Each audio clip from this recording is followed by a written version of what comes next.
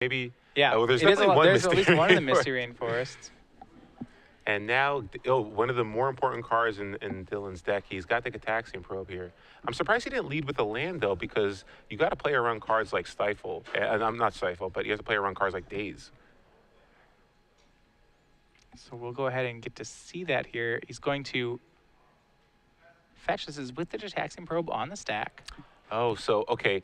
It looks like he had Stifle, Forked Bolt, and another card along with the 4 lands. The other card was probably Brainstorm. That's probably the only way you keep it. Even that, I think, is kind of might be a little questionable, but he with all those sack lands, he can shuffle away some of the chafe.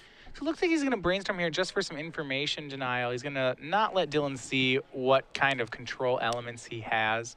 I think he's already committed to making that brainstorm play, so if he does, it's better to get as much advantage out of it as possible. That's what he's going to do here. The only problem with making that play here is that he's not able to shuffle away as many cards as he wanted to. I think ideally you kind of want to do it on turn 2 and then shuffle away some of those lands. But either way, he is going to be able to shuffle away at least one of those lands, and then Dylan is still going to see the rest of the hand, which, again, not a lot of interaction here.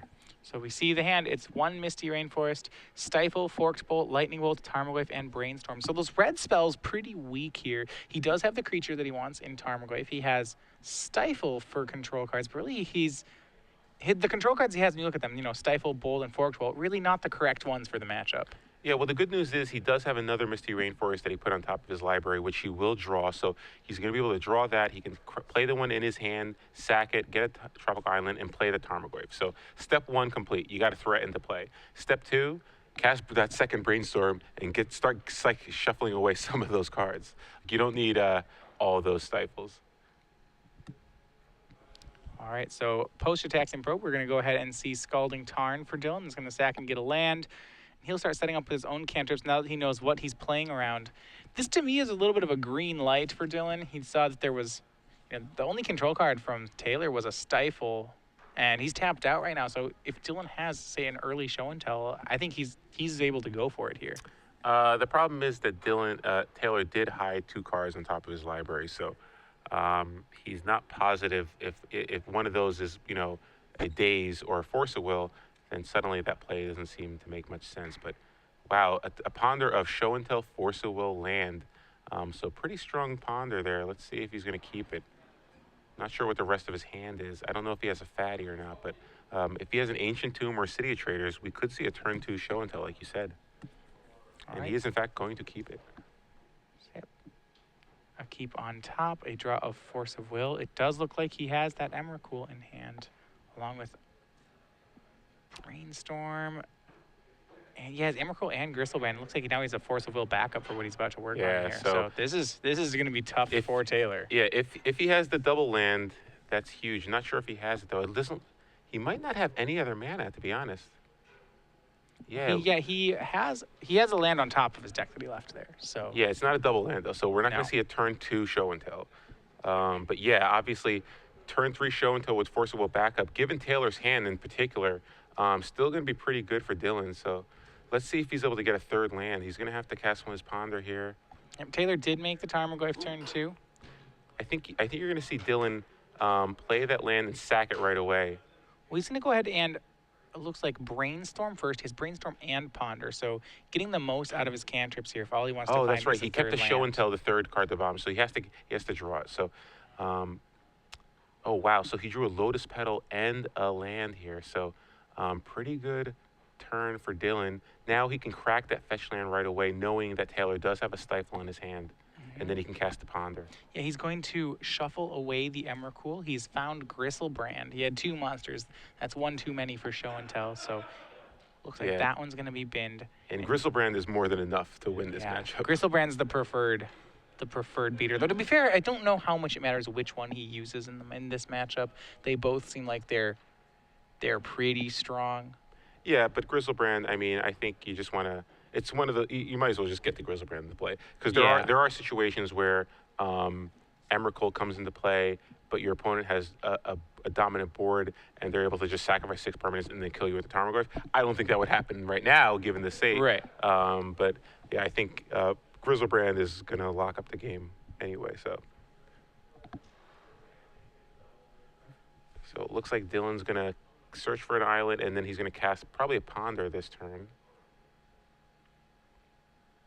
Yeah, so he presents the cut, and now he's going to cast a ponder. So really good turn because he does have that lotus petal, so he can play the lotus petal here. So even if Taylor is able to stifle the sack land on Dylan's turn, he's still going to be able to cast it. And there's a City of Traders, so wow, really good card there for a lot him. of mana here. It looks like a Gitaxian Probe and a City of Traders, so that is a great draw for him. He's going to be able to draw the City of Traders, cast Gitaxian Probe, get perfect information. Yeah, he's going to be able to combo off next turn, with perfect information.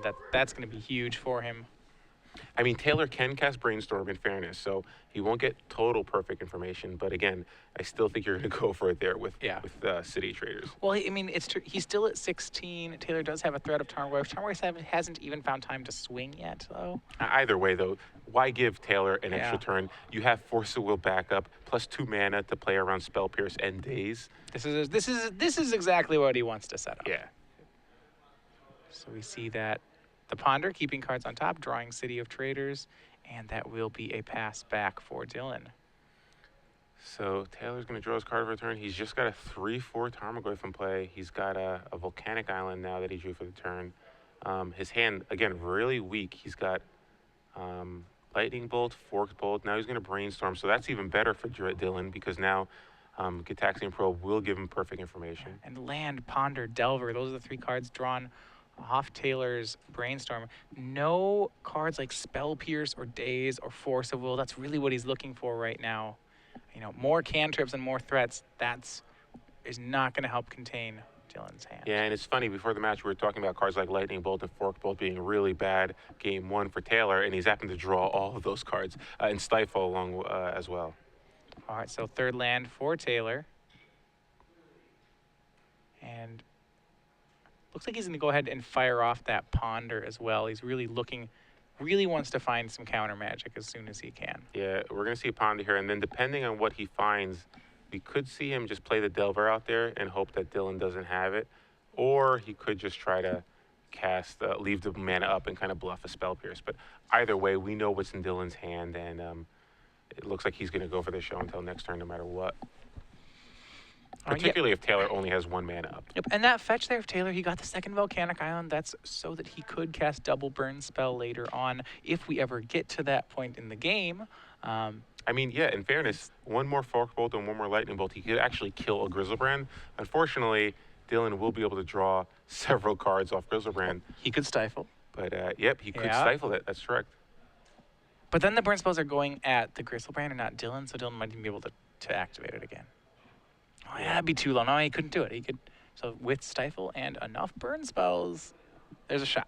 Oh, yeah, there's definitely a shot. Yeah. But the way Dylan's been playing, he plays pretty conservatively with the Grizzlebrand. At least we saw it in the last match. And, yep, there it is. Taylor did draw another Lightning Bolt. So he doesn't have a triple red, though. Yeah, he's been fishing for counter spells this whole time. I'm wondering, at what point does he stop looking for counter spells and just start accepting the burn spells? No, it's So if he attacks for 3, he goes to 13, and then he had 8 points of burn. That put him to 5. Yeah, that's not quite enough.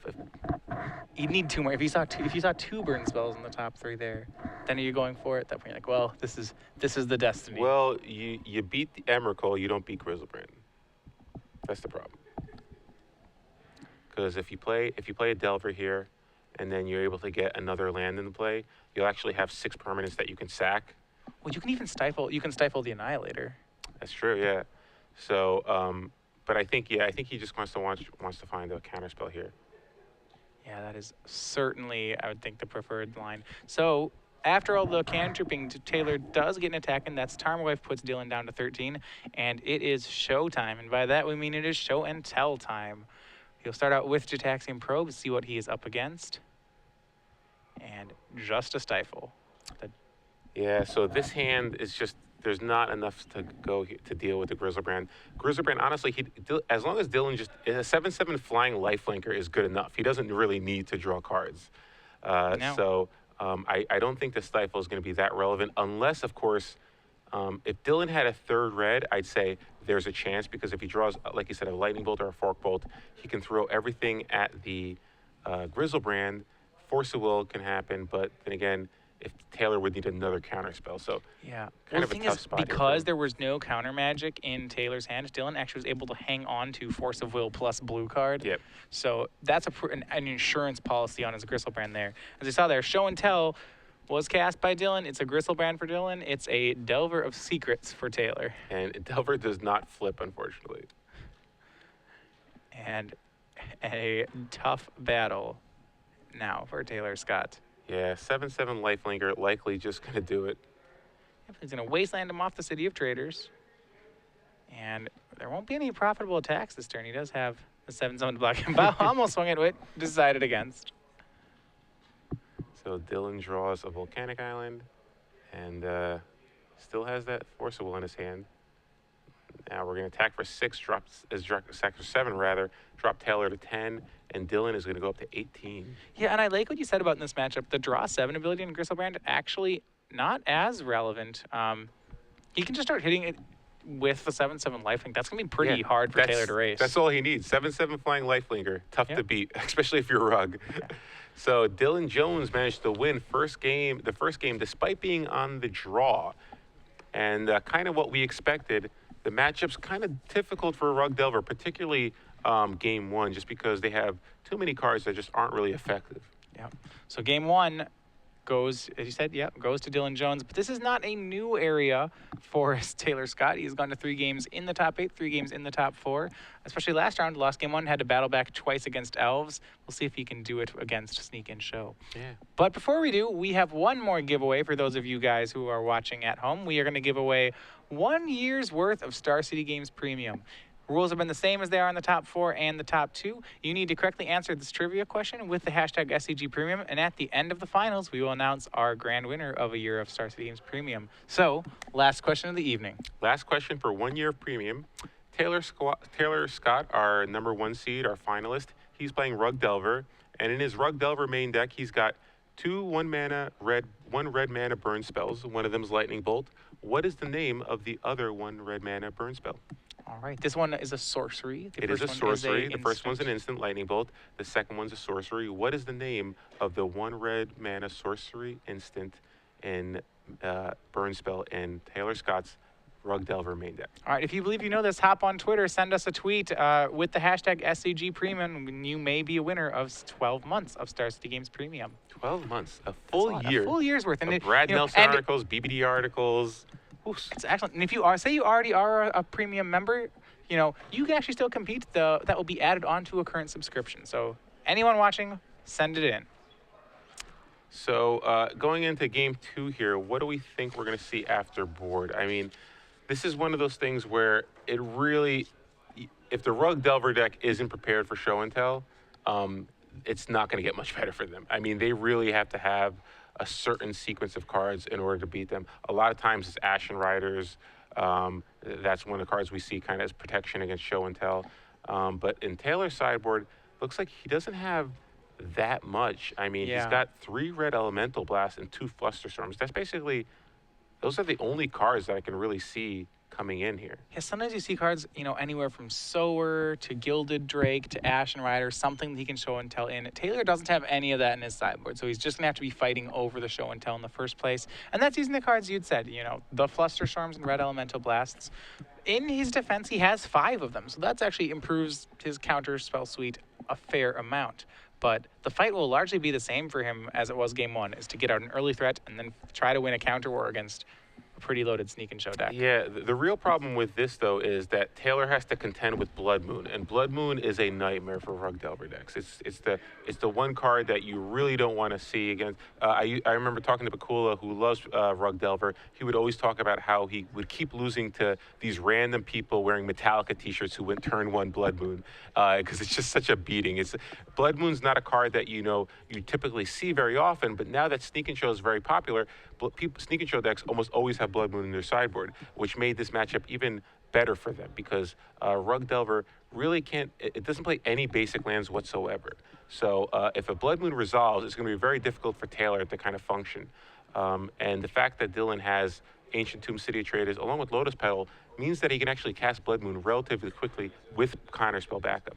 Yes, an early Blood Moon can get the game for him. In addition, Dylan has a lot of cards that are pretty effective against Rug Delver. As you see, he has Swan Songs and a Pyroblast of his own and a Flusterstorm. So he actually almost has as much counter magic that he can bring in as Taylor can. Yeah, I kind of like the Flusterstorm and the Pyroblast coming in. I'm not sure I'd bring in the Swan Songs because there's, if you think you want to use it to kind of force through your cards, that's one thing. But I don't think you really want to be in that strategy. I think Swan Song's more for kind of must counter spells, like in the mirror match. Sure. But Flusterstorm, Pyroblast, definitely counter spells I can see him bringing in. Yeah, especially against a Rug Delver deck, giving them a 2/2 is certainly not a free thing to do. Yeah. And Through the Breach, one of those cards where you kind of want to bring in if you think your opponent's going to have a fatty or something devastating that they can bring in, put into play off a show and tell. Although Dylan, with perfect information, looking at Taylor's sideboard, he knows that he doesn't have to worry about that. We have seen some Rug Delver list play Ashen Rider in their sideboard. Taylor does not have that in his sideboard. So really probably no reason for Dylan to bring in the Through the Breach. All right. So, yeah, especially with the sideboard here, it does seem that Dylan has shown up more prepared for this matchup, at least when he came up with his sideboard. So the matchup, I would want to say gets better for Dylan after sideboard, which is pretty, he got the pre-board game, and I do think the boarded games will be pretty good. Yeah, I mean, it really comes down to the fact that Taylor's list, he's got a lot of his sideboard is really geared more towards the matchups he's more afraid of, like Elves and Death and Taxes. 2 Sulfur Elementals, the Ancient Grudge there, Grafdigger's Cage. He has a lot of cards for creature-based decks. Doesn't have that much against Show and Tell. I mean, really, it's just the Elemental Blast and the Flusterstorms. Those are good, but they're not game-breaking cards. I mean, they're just permission. It's the same thing what we saw when Ant was playing against Sneak and Show. It's like Leyline of Sanctity, that is a game-breaking card against a deck like Ant. When you're Ant player and you're just playing against a deck with more permission, that's not game breaking. You can fight through that. You're kind of expecting that. So Taylor's basically just on the counterspell plan, which is fine because it's actually good against Miracles. It's a little more diverse. It answers more decks, but you don't have that narrow answer like Ashen Rider. Right. All right. So we are moving into our second game here. Taylor will be on the play again, so he'll still hopefully get a chance to develop that early pressure. But it's either, Dylan's deck's decently fast too. I almost felt like Tarmogoyf was too slow game one, that I really had wished that Taylor had a turn 1 Delver of Secrets if that was the fight he wanted. Yeah, and when you see Rug Delver in action, a lot of times you feel like, wow, this deck looks great when they go turn 1 Delver. When they don't go turn 1 Delver, that's a whole other story. So you can't really aggressively mulligan to Delver. I mean, there are some hands that just are pretty good, and you don't want to mulligan them, but I'm with you. Turn 1 Delver is really where Rug Delver wants to be. I mean, it is called Rug Delver after all. Right. So both players looking at their hands, and they both are happy with their 7-card hands. And, unfortunately, not the 1-drop in question. It is Nimble Mongoose. Yeah, so Nimble Mongoose will be the 1-drop for Taylor. It is still some pressure, but it's going to take a little while to get going. Oh, yeah, no. Any 1-drop is usually good. Obviously, you'd rather have Delver here. But, at least he got something into play early. If you can follow this up with a Tarmogoyf for another creature, that's great.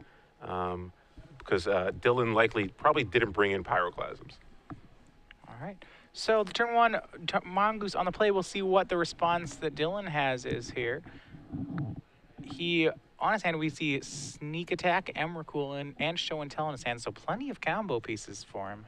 Wow, this is such an aggressive hand to keep. He has a 1-land Ponder hand playing against the deck with Stifles, Dazes on the draw. Yeah, that is an aggressive keep there. This could easily have ended terribly. And he has a Pyroblast too, but he knows he keeps playing against a Wasteland deck, so you can't get a Volcanic. So you can't get a Volcanic. All right, so he dodged the Stifle. Now he has to dodge the Daze. Yeah, so pretty aggressive keep there for Dylan, but that 2's going to work. Oh, man. He did have a Show and Tell, I guess. I don't know. Maybe. Well, he has all the pieces, right? I mean, you say he finds a Soul Land. He has a turn 2, a chance to go at a turn 2. Yeah, so there's an island on top of his library. He also has the Brainstorm as well. Well, if he wants to, there's an issue. If he wants to keep the island, then he has to take the 2 non-land cards.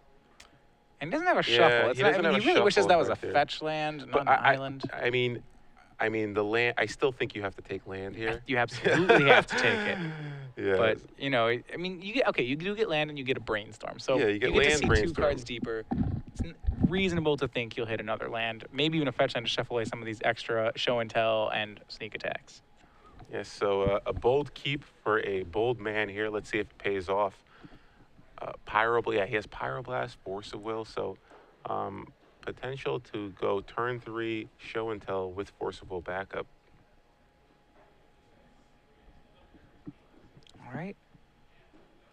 So turn 2, Taylor's going to lead off with a Brainstorm. As you see here, having some of the stronger permission of his own. This is a second copy of Red Elemental Blast in his hand. Yeah, so that's really good for Taylor. He's got 2 Red Elemental Blast now.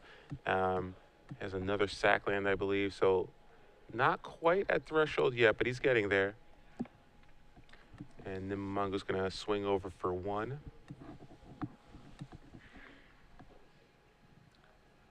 All right, so Mongoose does swing 1. That Dylan's at 18.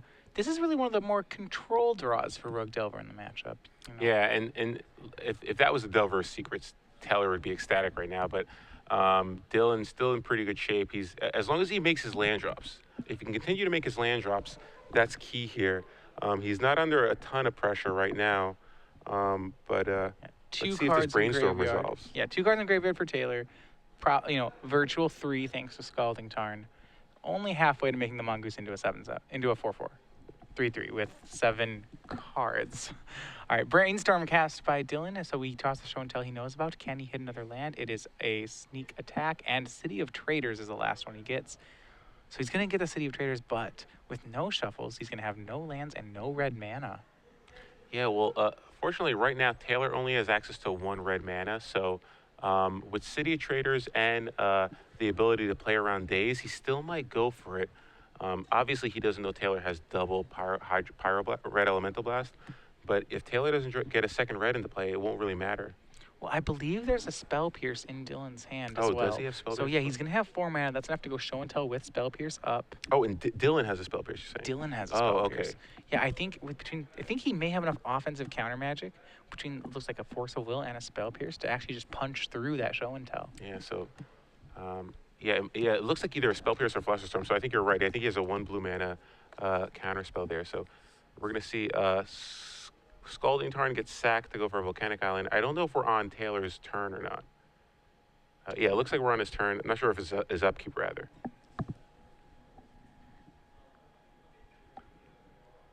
So Taylor's going to shuffle. Yeah, and Taylor, if he really needs a second red source here. Yeah. So the pass back, Dylan leaving 1 blue up for the turn. This will be on he's to got days. turn 3. Yeah, there's... Oh, I think he might have a Scalding Tarn in his hand as well. So he does have access to double red.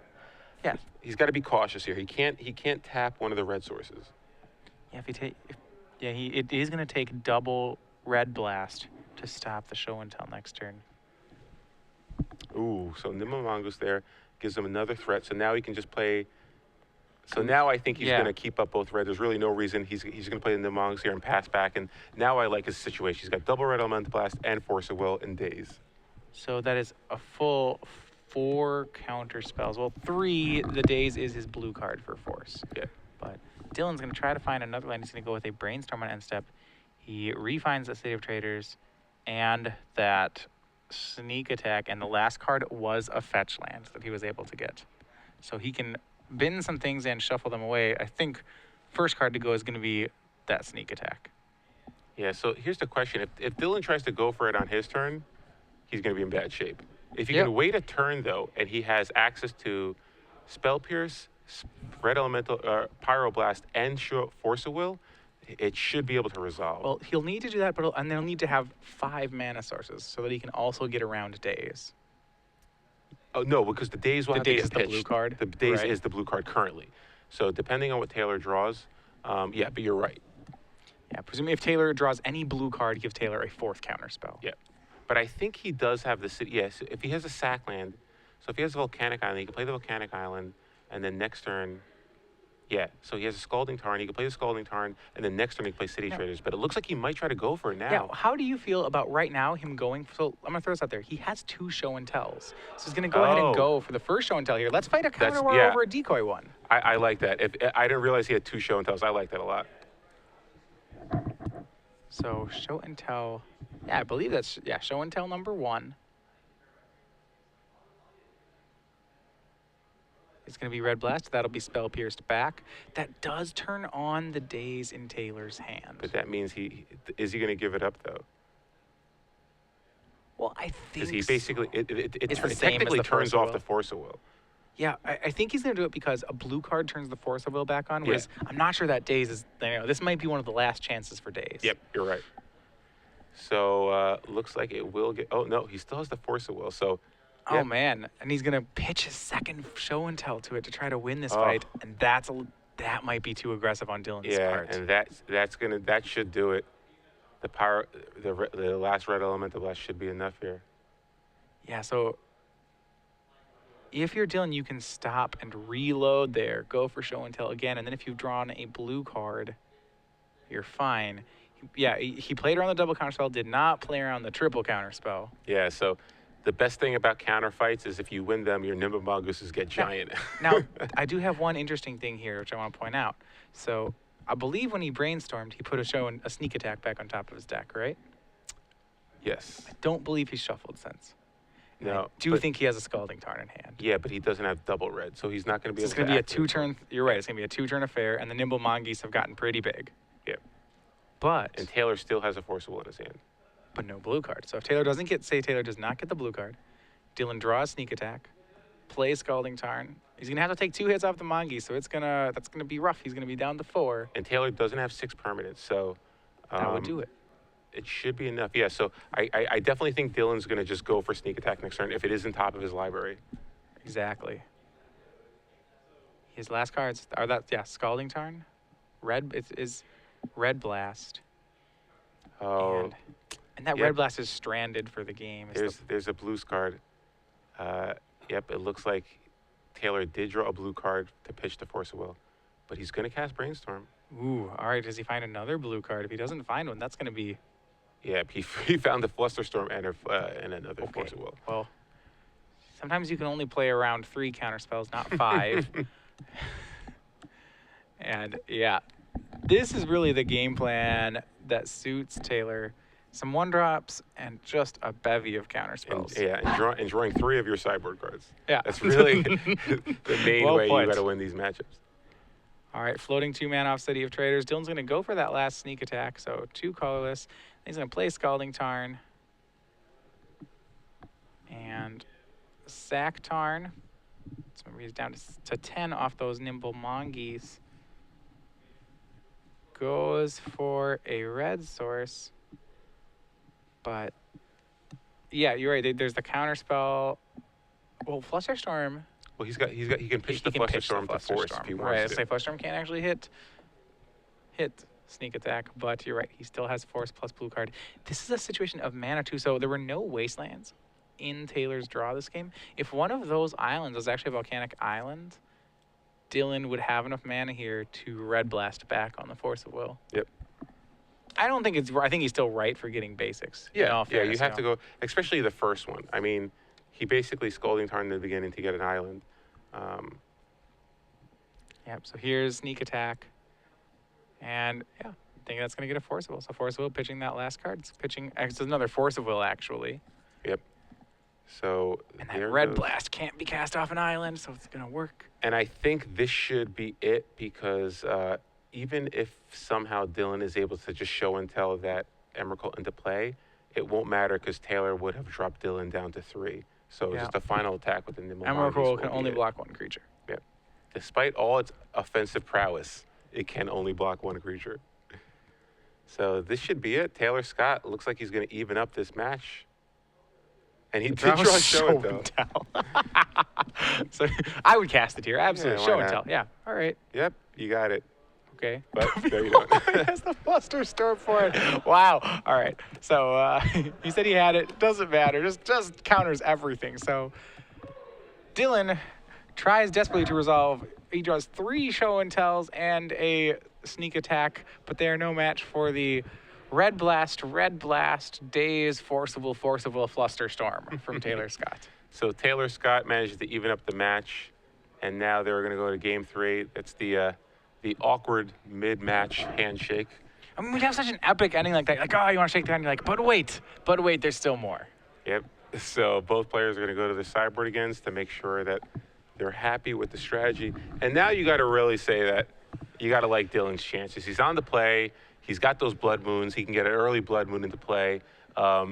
This is a situation where being on the play for Dylan is huge because Taylor's going to be forced to tap out on turns 1 or 2 if he wants a realistic shot of winning, which means that Dylan's going to get the opportunity to kind of cast Blood Moon and not have to worry about cards like Spell Pierce. Well, I mean, you just look at the matchup. That took Taylor's entire sideboard to stop that, to stop Dylan that game. Yeah. You see the 3 Red Blasts. Well, to be fair, okay, we'll draw 1 of the 2 Flusterstorms, but yeah, 4 of the 5 board cards had to come in. And even then, it was pretty close. Yeah, it was pretty close. And I got to say, though, Dylan's keep opening hand was pretty aggressive. I'm not sure I would have kept that hand. He basically had it was a Sackland Ponder hand. Yeah, on the draw. Yeah, there was a chance that he was just going to never get to play the game. That first Ponder's days. You could easily just lose the game on the spot. So here's the question. If Taylor just says land, go, what do you do as Dylan? You know, you're not...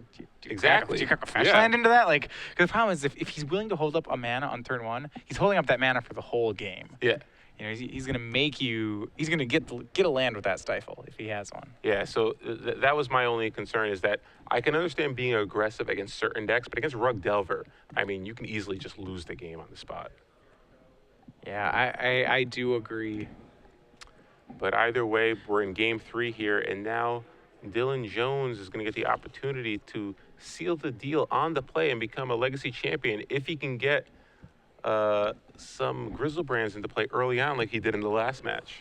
I mean, certainly seems like it was smooth sailing for him in last round. He was getting pretty fortunate draws this time around. He's still getting pretty good draws, but Taylor did have a lot of counterspells. Looks like both players are reviewing the deck list again. Dylan looking over. Yeah, we didn't really see many board cards there from Dylan. We saw a Red Blast, and because he was conservative with his mana, that Red Blast actually was never able to be cast that game. It's still, though, correct to be conservative with mana, I think, in the matchup to play, because Wasteland can be so difficult for the deck. He only plays 1 basic mountain, I believe, so he's not going to be able to actually search up a second one if he had needed it there. Yeah. Yeah, I think in general you want to play a little conservative. You don't want to expose yourself to Wasteland. That's one of the ways you lose. I agree with his lines there. Taylor just, there's just too many counterspells. There's only so much that Dylan can do. Dylan did have, and I'm not sure if it was right for Dylan to go for it on that particular turn. In hindsight, it wasn't obviously, but again, I think if you want to cast show and tell just to kind of bait a red elemental blast, that's fine. I get it, but I would go for it again next turn when you have more mana. Yeah, I think I liked it up until that point where he pitched a show and tell to the Force of Will. At that point, it's like, because the second a Force of Will is a counterspell, but a show and tell is basically another counterspell because it's a spell that has to be countered. Yeah, so the way it played out, if Dylan just waits 1 turn, if he casts show and tell, allows the red elemental blast to resolve, and then passes, and then goes for it again next turn, he wins that game. Exactly. So both players are shuffling each other's decks, and we're about to go to game 3 here. Dylan Jones with Sneak and Show, he will be on the play. Our 2nd seed versus Taylor Scott, our 1st seed. So 1 versus 2, not giving up their spots. They are continuing to battle through, and we have a 1 and 2 seed in our finals here, although the 2 seed will be on the play in game 3. All right, so 7 cards apiece here. Dylan will be on the play. Remember, he was on the draw game both for games 1 and 2. This is the first time he'll get to be on the play. Yeah, it looks like an interesting hand by Dylan. I see a Lotus Petal, Force of Will, a couple of lands. Not sure what other action he has, but looks like Taylor's okay with the 7 cards. Dylan, though. Letting him out of order, kind of know that he's okay with it. Wow, so Dylan is not going to keep. All right, well, it only takes a couple cards for him to get through, but as we saw, they got into a pretty big counter war last game. Extra cards certainly can matter in the matchup. Yeah. Taylor Scott, he's comfortable with the 7-card hand, so he won't be mulliganing. And Dylan now, Sneak and Show one of those decks that actually can mulligan pretty well. Like you said, it's really a 2-card combo. One of the cards is only 3 mana, so really doesn't need to that many cards to go off. And you do have cards like Ponder and Brainstorm.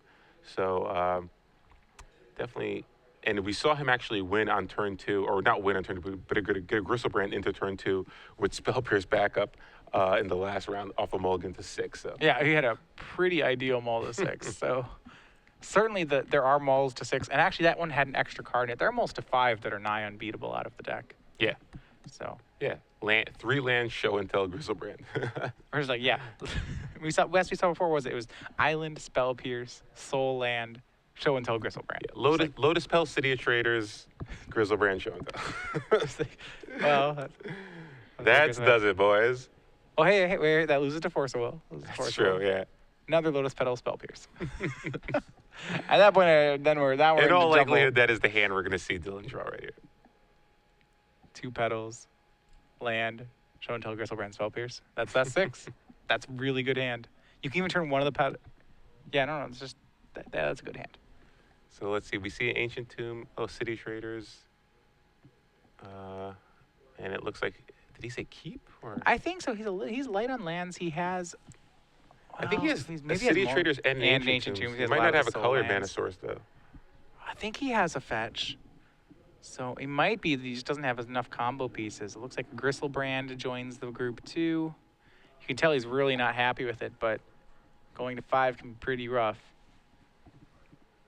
And he's going to go to 5 here. And hey, we described the perfect 5-card hand, so I'm not too concerned here. Yeah, there's plenty of 5-card hands. Land, yep. I actually like that, yeah. Island, Soul Land, Show and Tell, Gristlebrand, Spell Pierce. Game. Just game, set, match. It's even the basic island can't be wastelanded. So Taylor Scott sitting pretty with 7 cards in his hand. The thing is, if Taylor has a hand, which is a double counterspell hand, say he has a Day's Force of Will hand, even that will beat the hand we described. So as long as he has enough control cards, he should be able to leverage the fact that he's up 3 cards in this match to put a lot of pressure on Dylan.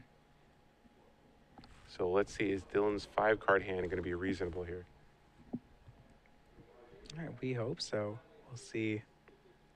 Oof. And there's an Emrakul in it. That's not always what. Well, I think it's an Emrakul and a Gristlebrand. Well, those 5-card hand is a 4-card hand. Well, if he can find a Brainstorm member, one of the things about Brainstorm is it really helps mulligans recover. You can replace some of the dead cards with more live ones. So he's going to go ahead and turn 1 fetch for an island. He's going to play around Stifle from Taylor. And we'll see if there are any cantrips to be cast on turn 1, or whether it's just a pass back. Yeah, you'd love to see a Ponder here or a Brainstorm. Dig a little bit more for a little more action. Can't see exactly what's in Dylan's hand. Yeah, looks like a Spell Pierce and Lotus Petal. And he's going to play that Spell Pierce and pass back. So he has a Petal, he has a Gristlebrand, and he has one other card. A Force of Will in Taylor's hand. And he's turn 1 Ponder from Taylor is going to be Spell Pierced. Wow, so aggressive play there from Dylan. And it looks like he's true Show and Tell. Oh, man. There's a Force of Will and Red Blast on Taylor's hand. This is why I said if Taylor has enough counter spells, it probably doesn't matter. Yeah, so it could, if Dylan draws a City of Traders or an Ancient Tomb, he's probably going to regret casting that Spell Pierce. Yeah, that will probably, I do agree. Yeah, if he draws the Soul Land, then given your hand, I just don't think you can afford to cast Spell Pierce there. Yeah. There are times when you do it, and there's times when you don't do it. And I drew Ancient Tomb. So. Oh no! And he didn't. Yeah, I didn't play Ancient. Well, I think he doesn't want to expose himself to Wasteland, and I just don't think he's ready. Like I don't think he doesn't. I can't imagine he thinks he can go for it now.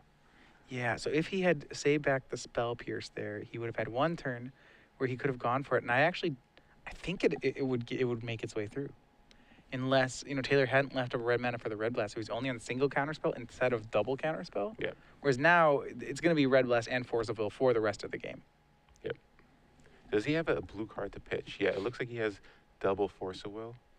Yeah, double Force of Will, Red Blast. Yeah. I want to say it's double Red Blast. Or it might be Red Blast Bolt. It's two white bordered red cards. There's only 2 cards in the deck It's a that could lightning beat bolt. that. Yeah, it's a lightning bolt. So All right. red blast and lightning bolt here, and double force and a surgical extraction. So Dylan's not under any pressure to kind of go off quickly. Taylor did not present a Delver or Nimble Mongoose or Tarmogoyf yet. All right. He actually hit a mountain there. That won't be too helpful at the moment. It does mean if he gets a sneak attack, he can cast that as well. But yeah, as you said, Taylor doesn't have any threats yet. He just has a lot of counter spells. Yeah. A great card to draw would be Blood Moon. It would basically force Taylor to use one of those Force of Wills. Because he can't Red Blast. Because he can't Red Blast Blood Moon. It's a red card. Yeah, so let's see here. And that's perfect because right now Taylor doesn't have another blue card to pitch. So actually, if you're able to cast Blood Moon here, Taylor's going to be forced to pitch a Force of Will unless he draws a blue card. And then he'll just have one counterspell left. It's interesting. Show and Tell is actually just not the card Dylan wants right now. He'd really rather be finding sneak attacks and Blood Moons because they are red enchantments as opposed to being, a blue, any spell that can be red blasted. So, ouch. Dylan, lightning bolts. Sure. Lightning bolts Dylan to down to 16. Just being. Why not? Well, I think he wants to leave up these red blasts and cast other things. And now a third Force of Will drawn by a Taylor. He still doesn't have a second blue card, though, so it's still just one counterspell. It's still basically one counterspell. It's Force of Will, Force of Will, Force of Will, Red Blast, Surgical. So hate card, hate card, hate card, hate card. Dylan drawing a lot of lands. He has Ancient Tomb now in play. City of Traders was his draw for the turn. And so Nimble Mongoose here. That's finally a threat. One Fechstein is cracked to get Tropical Island. That's going to cast a Nimble Mongoose. And actually, due to the other Fechstein, when Taylor chooses to crack, it will be the 7th card in the graveyard. So Mongoose will hit the ground running as a 3/3. Yeah, so basically Dylan's ideal draw, if his top 2 cards are Blood Moon Sneak Attack and Taylor bricks for 1 turn on a blue card, he's in pretty good shape. That's basically the top 2 cards that Dylan needs on top of his library. Or I think if he goes, I think that's probably the only, nope. If he has he just needs Taylor to brick on a red card, on a blue card rather. All right. So let's see here. If the top 2 cards are Blood Moon Sneak Attack or Blood Moon Counter Spell, he's in good shape. So we'll see. He has a couple turns here. And it's another Gristlebrand. So now he has 3 monsters in his hand. So he has multiple monsters in his hand. Unfortunately, he has no way to reliably get this show and tell to resolve. And there's the other blue card. So unfortunately for Dylan, Taylor now has Red Elemental Blast along with double Force of Will activation. And the 2 Force of Wills in conjunction with the 3/3 Mongoose may be just the clock that Taylor needs to shut off any possible top decks from Dylan. Yeah, and now Nimble Mongoose has Threshold, so we're looking at basically a 5-turn clock. And first swing, that'll hit Dylan down to 13. And now with the threat, it's just a game of defense for Taylor. Yep. And this is exactly the situation that Drug Delver wants to be in. They just want to be able to ping you away every turn, and then, oh, wow, and the blue card is actually a Brainstorm. So really, really even good more there. options for Taylor. Yeah, his hand, to recap, Dylan's hand is a lot of monsters. We do see a Sneak Attack has been drawn, so that's actually one of the cards he needs to find. And that will meet one of our Force of Wills. His hand is Show and Tell, Gristlebrand, Emrakul. So, and I like this play from Taylor. In response to the Sneak Attack, he's going to go ahead and Surgical Extraction Spell Pierce in case Dylan has one in his hand and is going to defend with it. Yeah, he just and he gets information so he knows how to play out the rest of the game. And the information is the coast is clear. There are a lot of monsters in Dylan's hand. He's going to go ahead and grab the remaining Spell Pierces out of Dylan's deck. Should be a full set. Yeah, so now he knows exactly what he has to contend with. He needs the Force of Will. He probably pitches one of the Force of Wills to Force of Will to Sneak Attack. Then he's left with Brainstorm, Force of Will. And he has 2 Red Elemental Blasts. And he has a Red Elemental Blast. So the Red Elemental Blast can deal with the Show and Tell rather. So Taylor Scott takes out the other 2 spell pierces.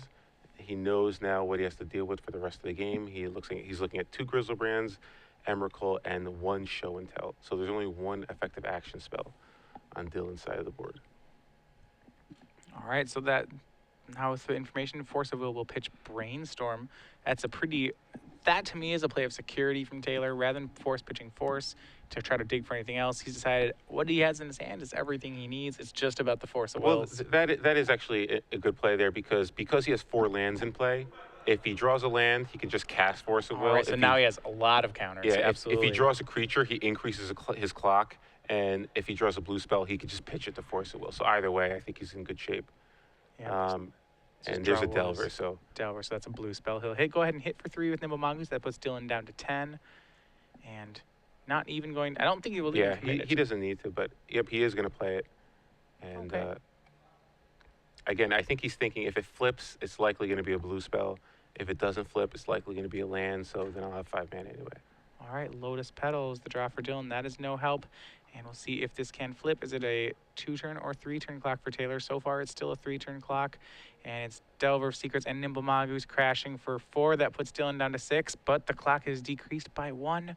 Taylor's last turn to play is Mongoose, and with this Force of Will, that should take away all of Dylan's outs. And he draws another Grizzlebrand. Another Grizzlebrand. So, almost has Grizzlebrands full of Emrakuls.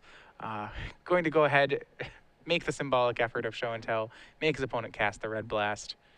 Taylor will oblige, and there you have it. Taylor Scott, the 1 seed, pulls his way through a top 8, winning 3 matches in 3, finishing with a 2-1 victory over Dylan Jones. He is your Star City Nashville Legacy champion. Yeah, so Taylor Scott, pretty impressive there. I mean, he battled through multiple unfair decks in this top 8, was able to defeat them both, and he lost game 1, which we kind of expected, but after board, he was able to draw all the permission spells. I mean, got a little fortunate. Dylan had to mulligan down to 5 in game 3, but Taylor Scott's sideboard actually paid off for him.